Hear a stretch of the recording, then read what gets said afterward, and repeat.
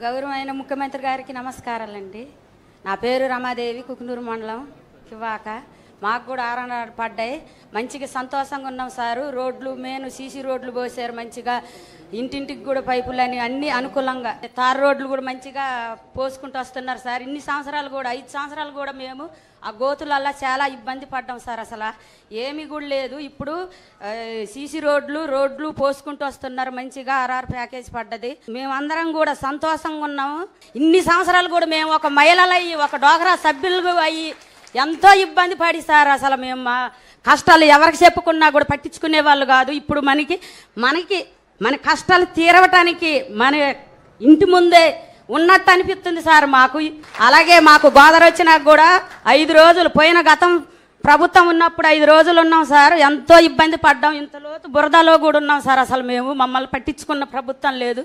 మన ప్రభుత్వం వచ్చిన కాడి నుంచి కూడా మంచిగా ఎవరైనా కూడా మనోళ్ళు, మన మహిళలు, మనోళ్ళు, మన కుటుంబం వచ్చిన కాడి నుంచి ఒక కుటుంబంలాగా మమ్మల్ని అందరినీ ఆదుకుంటున్నారు సార్. మాకెంతో సంతోషంగా ఉంది సార్. ఎప్పుడు మీరు రావాలని మేము కోరుకుంటున్నాం సార్. మేము ఎవరికి కూడా దడవం సార్. ముందుకు వెళ్తాం సార్. వాళ్ళు బటన్ నొక్కి చూపెట్టారు సార్. మేము మహిళలు బటన్ నొక్కి చూపెట్టాం సార్. ఆయనకే చేత అవుద్ది అనుకున్నారు సార్. మేము చూపెట్టాం సార్. అలాగే మా కుకునూరు మండల అధ్యక్షుడు కూడా మంచిగా గోదావరి వచ్చినప్పుడు కూడా పేదోళ్ళకి భోజనాలు వండి పెట్టారు సార్. మాకైతే ఎంతో ఉత్సాహంగా ఉంది సార్. మాకు అసలు ఎమ్మెల్యే గారు వచ్చారు సార్, శ్రీబాలరాజు గారు కానీ ఇంటింటికి కూడా తిరిగి చెప్పారు. అలాగే బొరగన్ సీన్ గారు వచ్చారు ఇంటింటికి. అసలు మన ప్రభుత్వం లేనప్పుడు కూడా వాళ్ళు ప్రభుత్వం ఉన్నప్పుడు ఎవరు చెప్పలేదు సార్.